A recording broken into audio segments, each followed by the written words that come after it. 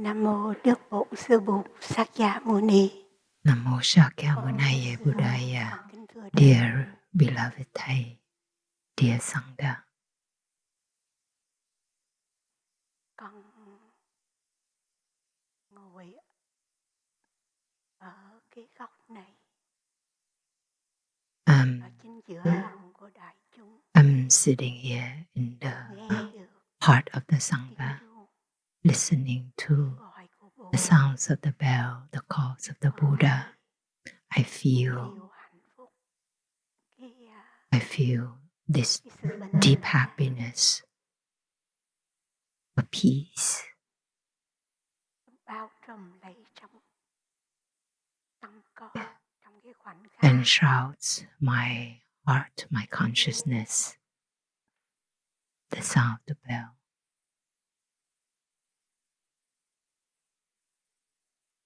Hôm nay con biết có rất nhiều. I'm aware that there are many friends here. Thọ năm giới.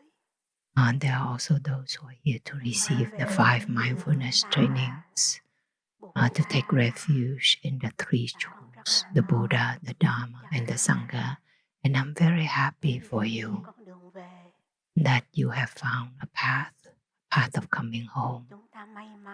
We are fortunate to be the children of the Buddha, to be children of our teacher, to learn about the Plum Village practices. Plum Village is a practice tradition in the Mahayana tradition, but our tradition bathes in the river of the original Buddhism. So the Zen masters, as well as our teacher, they have a lot of poetry.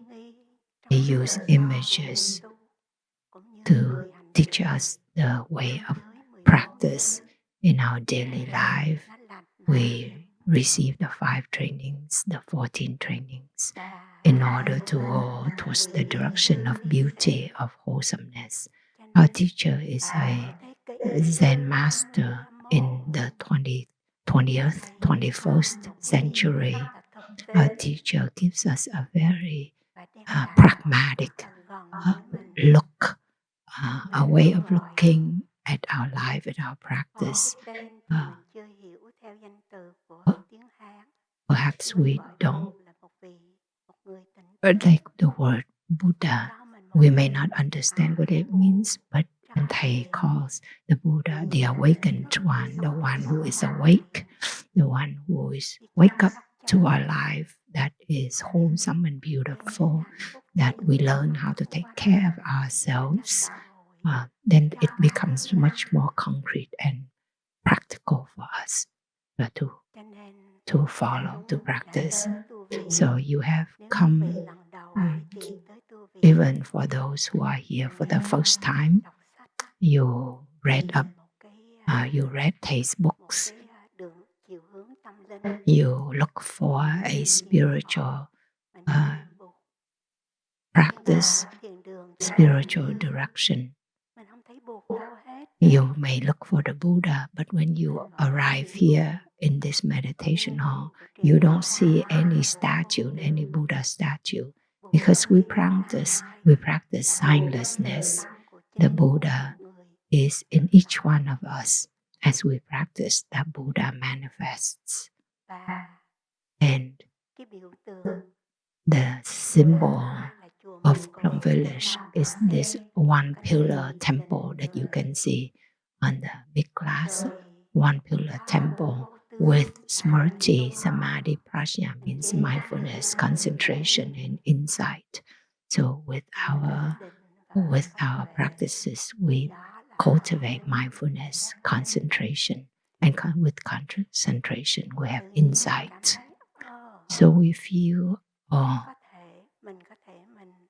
I can do this. This is doable. And for me, in 1993, I was suffering a lot. I lost my loved one, my beloved, and I started listening to Thai's Dharma Talks, Agatha for planting trees.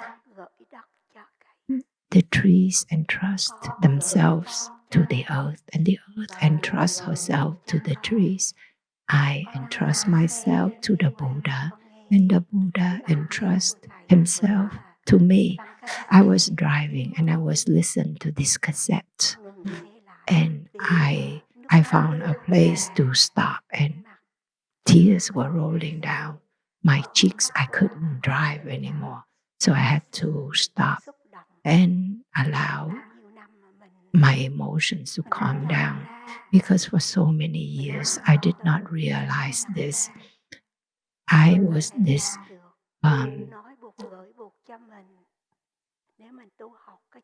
prodigal child looking, but I didn't realize that the Buddha is in me, and if I know how to tend the Buddha, then the Buddha will manifest in me. All of us, we are Buddhas. Whether the Buddhas are the baby Buddhas, the hidden Buddhas, but as we cultivate mindfulness, the Buddha will grow in us. And these poetic images that our Thầy used in poetry and songs, or this song, here is the Pure Land. The Pure Land is here. I smile in mindfulness, dwelling in the here and the now. The Buddha is the autumn leaf. The Dharma is the floating clouds. And the Sangha is everywhere. And my home is here. So a song like that.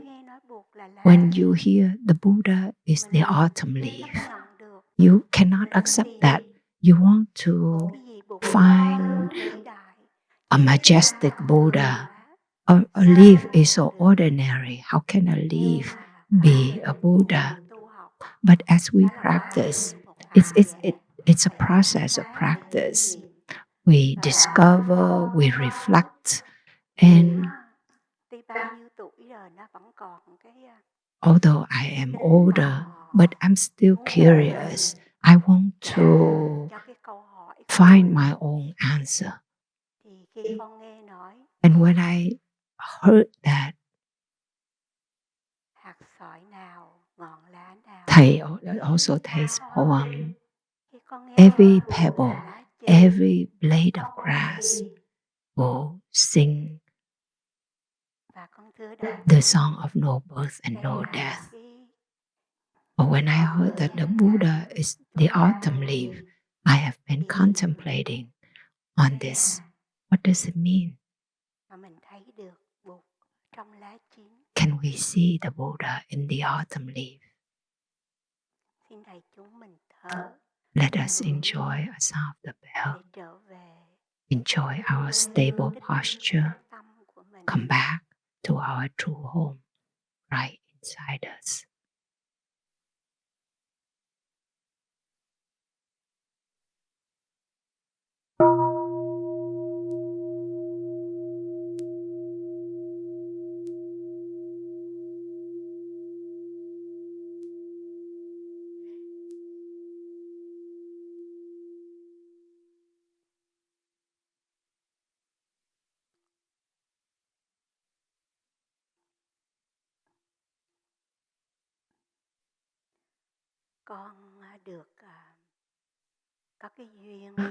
I had enough condition to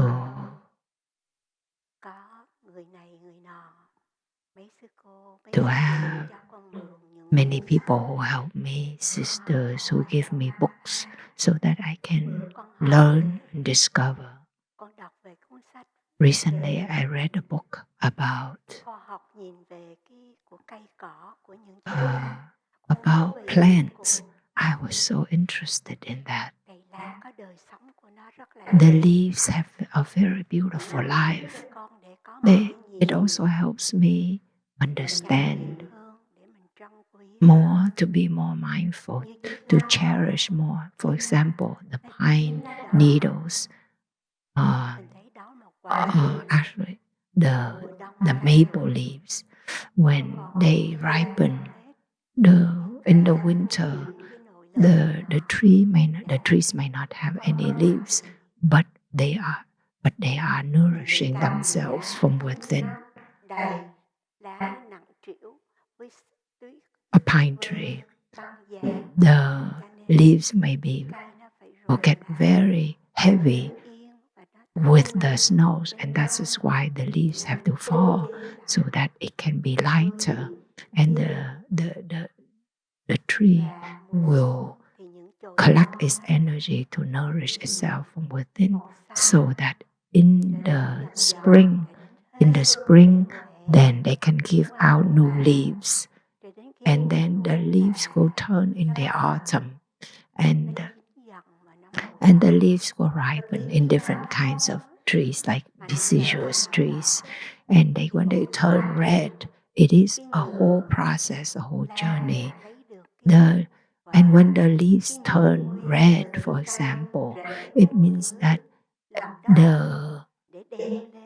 it has done its work to do photosynthesis from the sun rays, to absorb the sunlight, the dewdrop, all the essence of the cosmos. The leaves will nourish the tree, and it will receive the minerals that the roots of the tree have absorbed from the earth, and the leaves will create the resin to nourish the trees. And even with those, the veins on the leaves helps bring the resin to the trunk, to the branches. So the trees nourish the leaves, but the leaves also nourish their mother, the tree.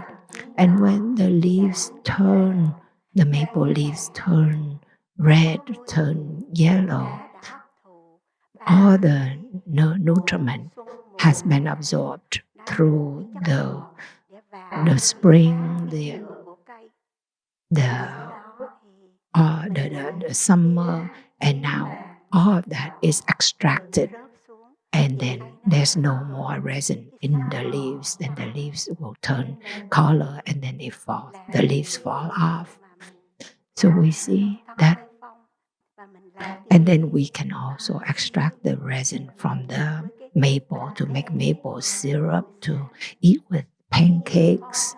That maple resin, the maple honey, it's not only from the leaves or the trunks, but it's the whole life of the leaves. And when they give all of their essence, then they fall to the ground, and the leaves will lie so still on the ground. And when we have mindfulness, we will cherish that process, we'll cherish that leaf lying on the ground. This morning, when we eat a pancake, it has this maple syrup, and we see that, oh, the leaves are also nourishing me, also giving me this sweetness. With the eye of mindfulness, with the steps of awareness, we bow our head and thank to the leaves, that maple leaves that nourish us. And we see that even the leaves give us this miracle, let alone all other phenomena. One morning, I went on a walking meditation with the sisters, and we were walking in the oak grove, and we have this I forgot the name of the leaves that has the 3 leaves. We call medak, means the earth tamarind. It's what do you call it? The leaf that has it's close to the ground, and it's very sour when you taste it. And they said, you're very lucky if you can find 4 leaves, clover. And then I thought, oh, can I find one that has four petals? And I kept looking and I couldn't find one. Couldn't find. And that tendency for looking causes us to keep seeking and looking. And while I was looking and seeking, and I stopped and I said to myself, I don't need to look for a 4-leaf clover. I have so many, I have many good fortunes, a lot of luck. I am fortunate to be a child of Mother Earth. I am fortunate to have all these conditions from society, all the support from society. I'm fortunate to be a child of Thai, to be a monastic, to be taken care of by the Buddha, the Dharma, and the Sangha. And there are so many fortunate conditions that are readily there and available. Then I don't think I lack anything to find a 4-leaf clover. And I think of the earth, floating in space and surrounding the earth. On the earth, there's 3/3 of the earth is the water. Why is that the water doesn't spill out and from the ocean? And if the water spill out, then there's no life. But how lucky it is that the earth has gravity. And so water from the ocean doesn't spill. And there are so many living beings living in the water, on land. And when I can stop my mind from wandering, then I can be in awe with all these very simple phenomena. Let us come back and also recognize and acknowledge there are many conditions of happiness that have always been there for us that we failed to acknowledge.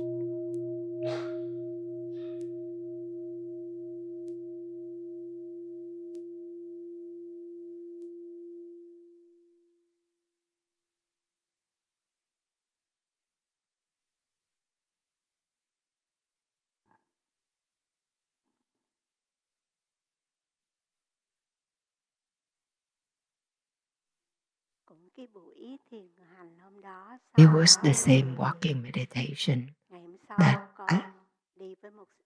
afterwards I was going to see a doctor with my sister because I've been to the US for a number of years and I learned some beautiful manners from Westerners. When you bring something to a park, you have to bring it out. You don't just leave there. And so whatever I bring in, I need to bring the trash back. And it has become a good habit for me. When I go into the car, I go back to our car and I'll pick the trash that was left in the car.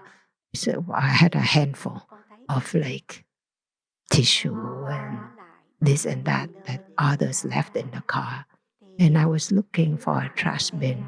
And then in that parking lot, we only needed to walk for a few steps. And there was this big trash can, very nice, very clean, nice looking trash bin. And I felt deeply grateful for, for someone to leave the trash bin there, to empty the trash bin regularly. And after I put the trash in the bin, and I went to the clinic and needed to use the restroom to wash my hands. And the restroom was right there. And it was so clean, so proper. And I just felt so grateful. And the nurses, the receptionists, the doctors, they were so friendly and kind. And I see in this society, there are things that can cause you sadness and suffering, cause you fear and anxiety. But next to that, there are also many things, many people who are working silently, helping us, offering us all of these advantageous conditions, and I felt deeply happy. When we are grateful, we can be very happy. We can be happy right away. And I realized that when I receive, I need to give back. And I promised to myself, when I come up here to sitting in front of the Sangha, I will offer my best. I will give, I will share my heart. And what I want to share with you is that recognize what you already have. You don't need to seek for more. But what we have is already more than enough. The Buddha taught us that we have the awakened nature. We have the Buddha within us. We have our own island.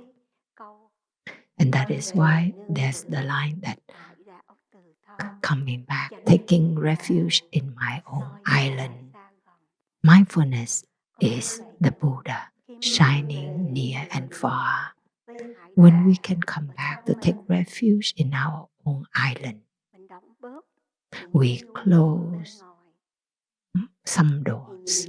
We demand less from the things outside us, but we will have more. Then we will have more space inside. An energy of the Buddha, of the Bodhisattva, of a great being with great understanding, great compassion, great loving kindness. Even though our flesh eyes do not see, but that energy is there, embracing and us all in embracing this vast universe. We should not think that I don't see it. How can I believe in it? Our eyes do not see the things that the owls see. They can see different. Animals can see and hear at different frequencies. The owl can look 360 degrees. We can't do that. Or a certain kind of the wolves, they can hear sounds that we are oblivious to. The things that we don't see, that we don't hear, but they do exist all around us. And so in that way, the energy of the Buddhas, the energy of wholesomeness, of goodness, is there, supporting us all our life, that we can tap into, that we can benefit from. Because I am curious,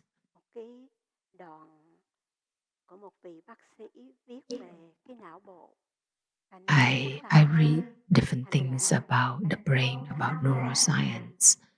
And the Buddha taught about non-self. But what does it mean, non-self, in terms of science? To see the nature of the Buddha, to see the Buddha not 2,600 years ago, but to see the Buddha in each one of us, in ourselves.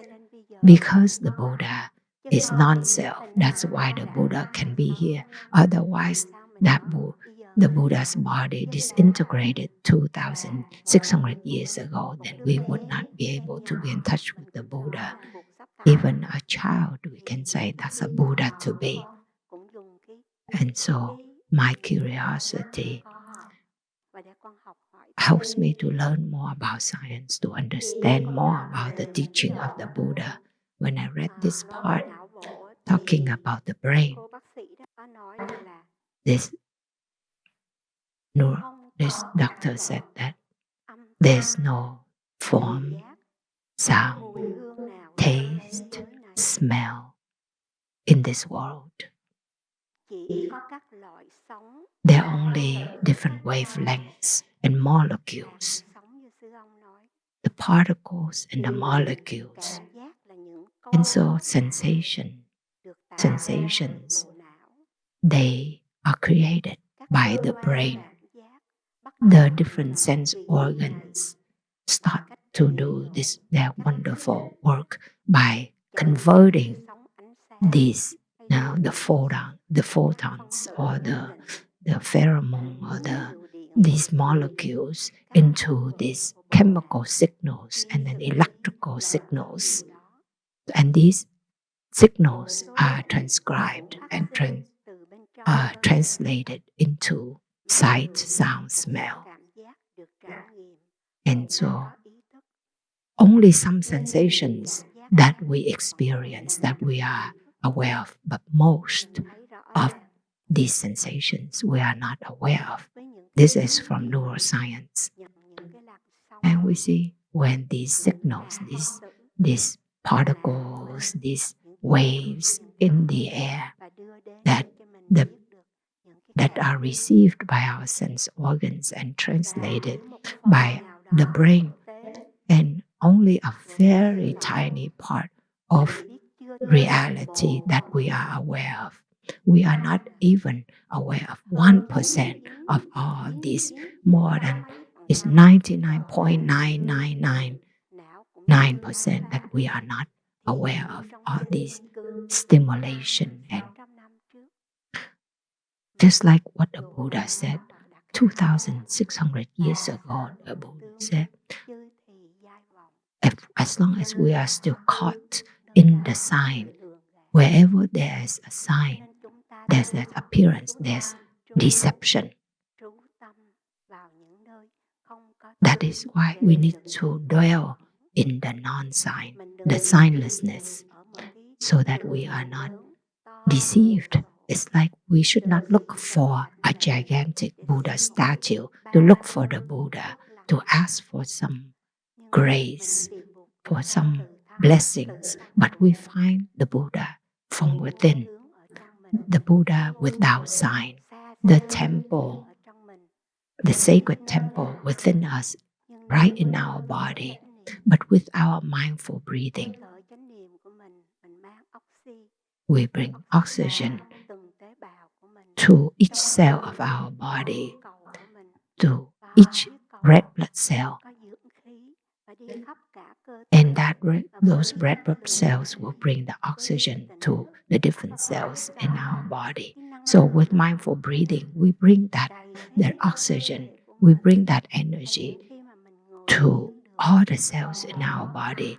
When we can be still, can be truly present in our breathing, and it helps our mind to not wander, to not think of all different things. And I myself, sometimes I feel when I can sit like that, my body feels light. I don't feel the heaviness of gravity pulling my body anymore, but I feel my body is empty, it's light. And in those moments, my faith in the practice strengthens, deepens.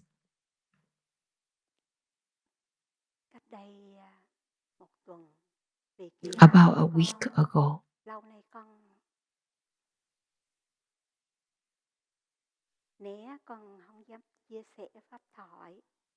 it's been a while now. I kind of evade. I don't offer Dharma talks.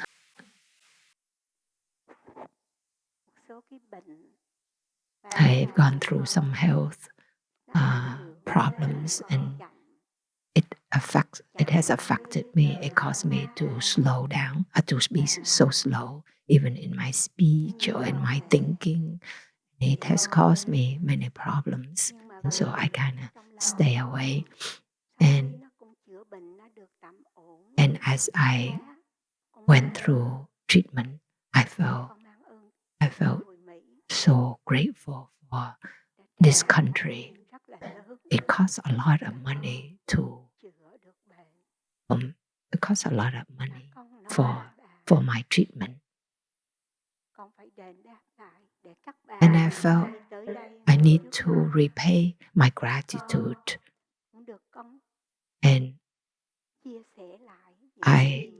that was the reason that I volunteered to offer this talk today. I wanted to share with you about the practice. what I have learned from our teacher thầy. Xin mạng phép để chúng tha lỗi là con kể một câu chuyện là I'll share a story, trải nghiệm và con thực tập what I had gone through and what I practiced with. những cái gì mà nó đẹp, nó hay, nhưng mà You can't just talk about what's beautiful, nó khó khăn, nó trở but ngại. we also need to talk about the difficulties, the struggles, Không có được hay, nó không có được giỏi. what we are not so proud of. We still have to share Sống thật, chứ because mình phải we need to live honestly. We don't just show what is more beautiful. một tuần So a week ago, con biết là con sẽ đến ngày này con ngồi đây, I know that nhưng mà qua những sự tiếp cận this day will come soon, that I'll be sitting in front of you. hàng ngày thì con nhận một câu nói And somebody said something to me, and it hurt me a lot because I thought to myself, I am of the age of a grandmother already. And when I heard something that hurt me,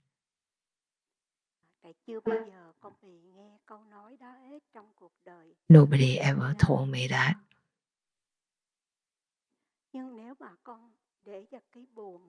But if I let that sadness, that hurt to occupy me, then my mind would not be empty and spacious for me to be up here with you. I would not be able to share what's deep in my heart. And it will be blocked. And I would not be able to repay the gratitude I have for this country.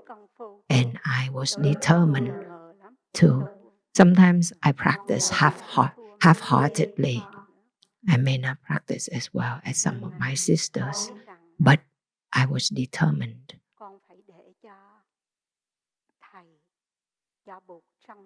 that I had to let the Buddha, to let my teacher manifest, and not my ego, my pride, my wounded pride occupy me and cause me to be in the dark, in this dark space.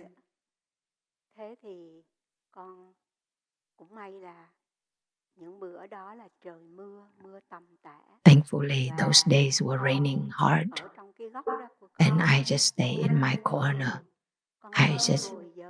I sat from 1 hour to another. I just folded my legs and I sat quietly, closed my eyes, and listened to the rain. Now I'm old enough not to cry too much like before. But what was said was repeated in my mind, and I practiced called appropriate attention. I invited the Buddha, I invited Thầy, because Thầy wrote a poem, if you call my name, I will immediately be there for you. If I call the Buddha will immediately be there for me. So I couldn't call for the devil or Mara to be there for me, but I need to call the Buddha, to evoke the Buddha and Thầy. And I breathe, and I felt the rise and fall of my abdomen. And after a few times, the hurt arose again. And I didn't want to be a cow regurgitating and chewing that hurt again. And so I just sat there and I breathed and I breathed. And slowly I was able to confront what was going on in me. I looked at what it meant, non-self in the Dharma, in the sense of the Dharma, in the sense of of science. I look, this is because that is.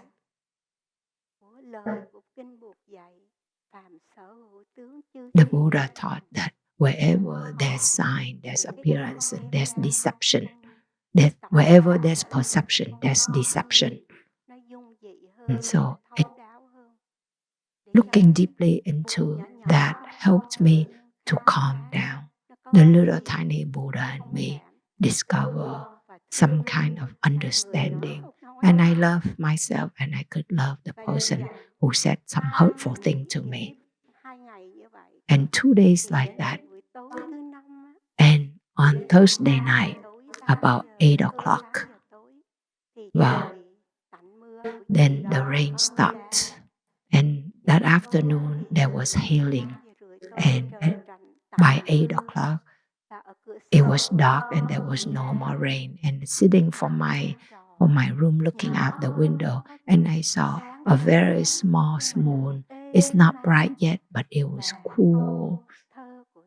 And Thai's poem appeared in my mind.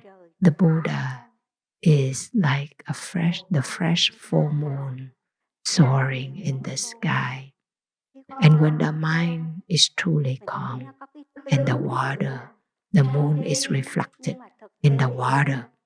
And so the moon is neither full nor half full. It's just the rotation, of the moon, of the earth, that causes us to see the change in appearance of the moon. And the moon is there, but sometimes the clouds may cover the moon. But when the clouds pass, we can see the moon again. So in that moment, just like what Thai wrote, the Buddha is like the fresh full moon. And I was able to let go of notions of hurt, of sadness, and I could live with the moon in that moment. It was miraculous, it was spacious, and I felt this deep happiness. This morning was the same. We went to sitting morning this morning. Were you able to see the moon? Let us do our best in our daily life, that we live in such a way that we can come back and take refuge in the awakened nature in ourselves, the Buddha, the Dharma, and the Sangha in us, so that we can see the fresh full moon that is, it's there, it's spacious in us. And the poet, the Zen master said that put in your pocket the moon and the sun. Don't put in your pocket rocks or any other things. It's hard for you to touch freedom if you carry heavy things. Carry the moon, the sun. So I share this story so that you see that we are fortunate that we are human beings. We are fortunate that we have met the path. We have met a teacher that points to us these beautiful images, these beautiful practices, concrete practices. I don't do much. I cannot do much. But what I practice is I practice sitting still. And even though I sit down and I stand up, I lose balance a little bit sometimes. Sometimes I have to lean on the ground to stand up slowly.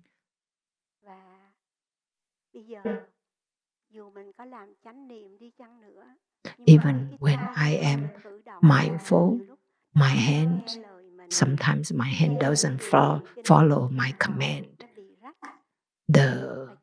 Because of the myelin sheath on my nerves is torn, and it causes carpal tunnel syndrome and all different problems that when I wash, when I clean, it's much more difficult and awkward.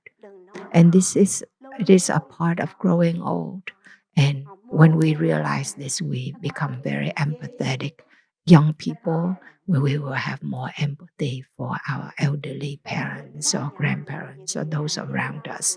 We see the limitations and we recognize them, and we love ourselves more, and we are kinder to each other. Our practice is with the small things like that, to give each other this sweet resin, like the maple syrup, to offer each other that, and we take we delete more the things that the speech that is useless or unhelpful or harsh. We minimize that kind of unkind speech. I see that when we grow old, we may have the tendency to want to talk a lot, about ourselves, about our spouses, about our children, about our accomplishments. But we can also practice to speak a little less, to have a quieter mind. I have a young brother, a blood brother, and he passed suddenly at the age of 50. And I practiced walking meditation for him. And I said to him, I'm walking for you now. I take peaceful steps for you, slow steps for you.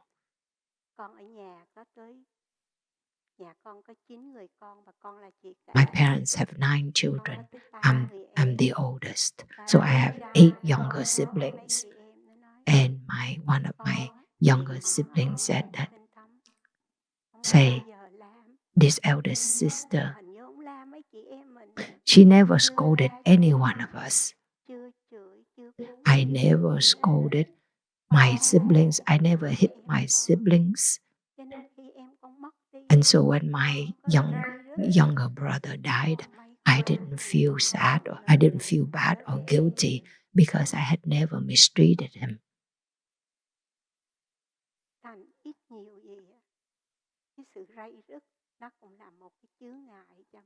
This guilt, this uneasiness in us can be an obstacle to us if we live unskillfully our lives. And so as we practice, we walk on the path and take refuge in the practice, in the 5 mindfulness trainings, in the 14 mindfulness trainings, or in the many precepts that the monks and nuns we take. They all help us to be more mindful, so that we be more awake, aware. And with our practice, this year the parallel verses we have is the nourishing breath and the healing steps that we practice this year for the new year. Can you touch the nourishing element in your mindful breathing? Enjoy sitting still. Enjoy listening to your breathing.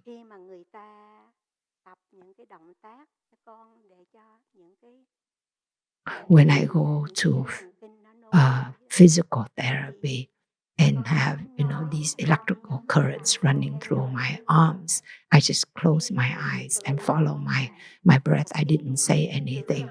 For an hour and a half, I stay quiet. I close my eyes and I just simply recognize what was going on in my body. And I felt that I was helping the therapist, the physical therapist, and I was helping my own body. My body was calm and open, receptive to the treatment. And so, let us do our best to come back to our mindful breathing. The moment that we realize we have forgotten to follow our breath, then we come back.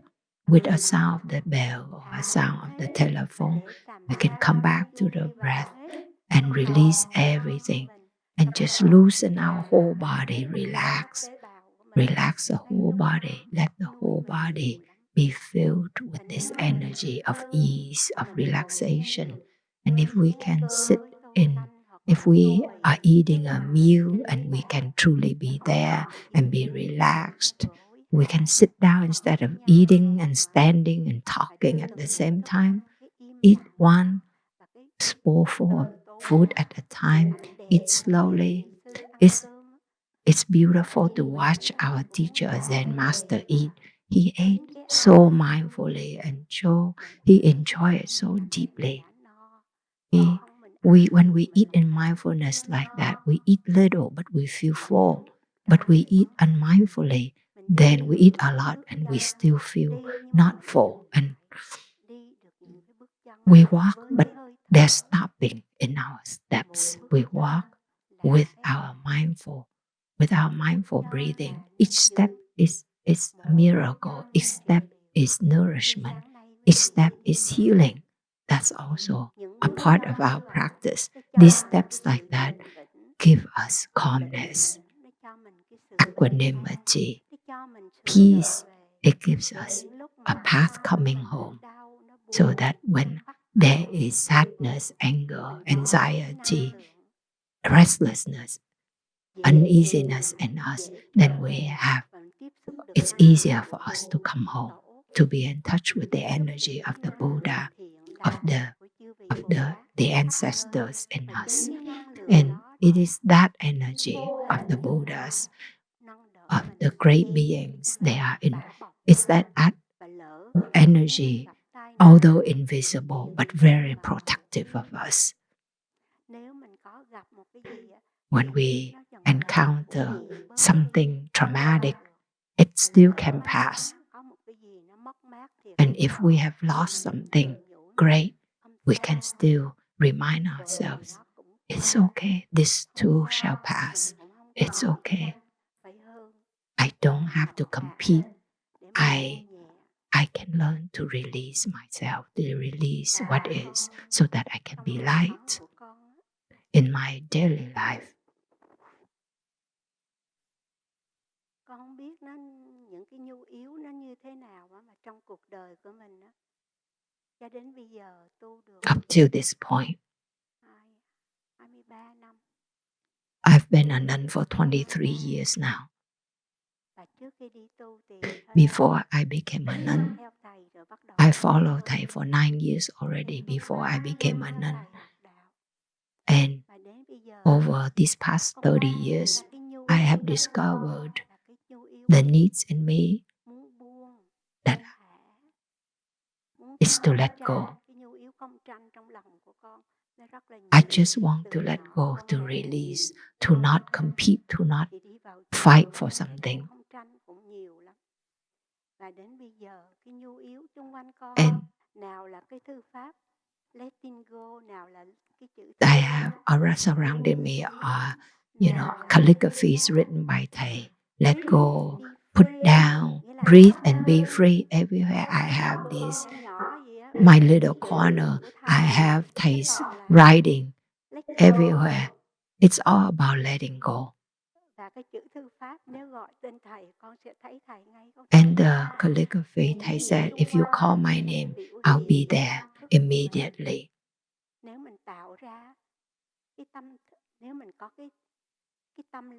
If we have a wholesome mind, a beautiful mind, like in the Avatar Samgha Sutra, the mind is the painter. The mind paints everything. Deep in my mind, I just want to release, and that's why surrounding me are Thei's writings. I ask myself, how much have I been able to do? That I still want to go in that direction. I know I am being a practitioner, practicing mindfulness together with all of you, living in the heart of the community. I need to learn to let go. In each moment I need to let go. To be awake and aware in each present moment. Like I shared earlier, when we come back to our breath and our steps, we learn to be aware of the smallest unit of time and space, each moment, each second, each split, in each breath, each step, that the present is there, not today or this year or this month. The present is each step, is in each step, in each breath. So we take refuge in every step and every breath to come back to the present, so that the energy of mindfulness in us can be strengthened,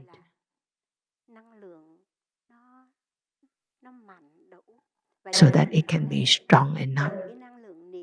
And from that energy of mindfulness, from our daily mindfulness practice, we can experience what we call dwelling peacefully in the moment. It is our sincerity that helps us to practice, and slowly those moments of mindfulness will accumulate into concentration, and that energy of concentration gives us enough insights, energy to be able to overcome the difficulties, the challenges that come to us as individuals and as a collective. We learn, if we continue to fight, to be confrontational, to argue, to cause wound to each other, or to withdraw, what can we do to prevent further destruction? If we know that it can help us prevent harm and danger, it's because, thanks to our energy of mindfulness, we recognize that group of friends are not helpful. They are not nourishing me. Then we also learn to choose to find different friends who are more wholesome, who are kind. For example, like today, you are here. We are sitting here still, and we are listening to or sharing to somebody like me. And you know this is true. This is from the heart. You recognize there is beauty, there's goodness in your own life. As young people, you go home, you may show more affection, more care to your parents. You don't complain or scold them. Or parents, you are more encouraging instead of critical of your children. But I am grateful to the nurses and the doctors, the way they treat me in a very friendly and kind way. We have this Vietnamese uncle who came to paint our buildings here, the meditation hall, the dining hall. And he said, my wife is a nurse. She stands in the operating room 7-8 hours straight. We know that surgeons can stand over 10 hours in an operation. They don't even have time to use the restroom. They forget themselves. They forget their bodies so that they can focus on their work. And so we know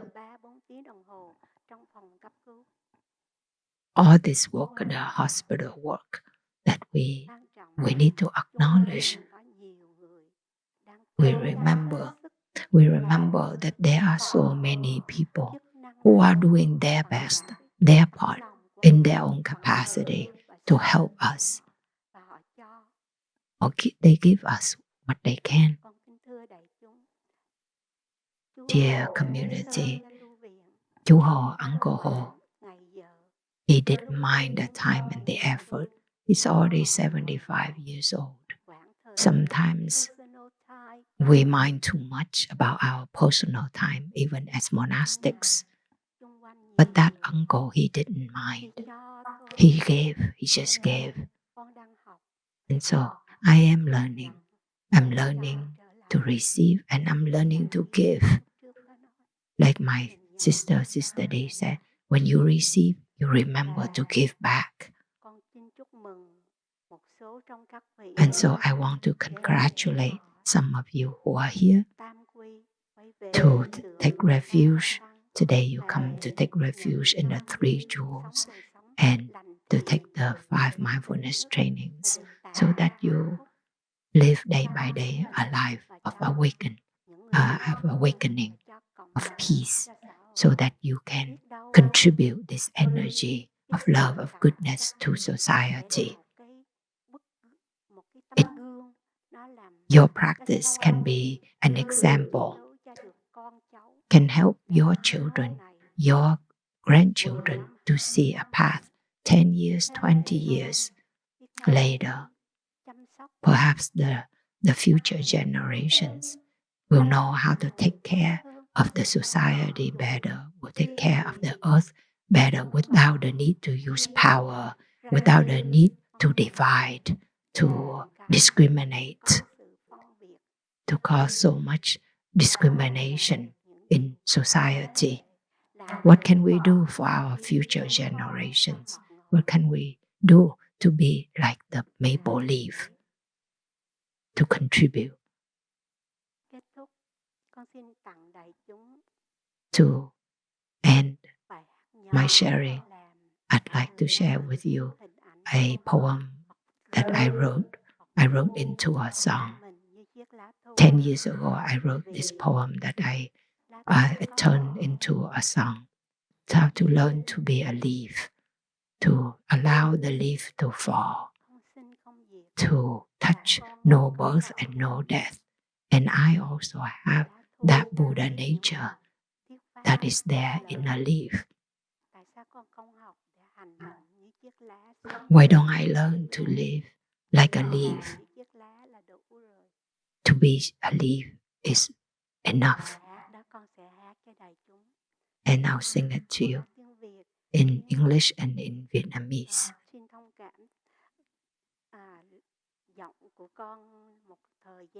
I'm sorry, my voice it's been affected. But I'll share with you. The autumn arrives. The path is full with leaves. Wind, wind. The ripened leaves are dancing, falling gracefully, resting peacefully, no hesitation. Oh, why didn't I know that I am a leaf? A leaf, beautiful, ripened leaf. The autumn arrives. The path is full with leaves. Wind, wind, the ripened leaves dancing, falling gratefully, resting peacefully, no hesitation. Oh, why didn't I know I am a leaf, beautiful, ripe leaf. Mùa thu về, con đường đầy lá, gió gió, những chiếc lá chín đỏ bay bay, thả mình rơi nhẹ rơi nhẹ, ngon ngon nằm yên bình an, không một chút đắn đo, không một chút đắn đo. Sao tôi chẳng biết, mình cũng là lá những chiếc lá đỏ chín đẹp tuyệt vời. Con xin cảm ơn đại chúng. Thank you, dear Sangha, for being here and for listening.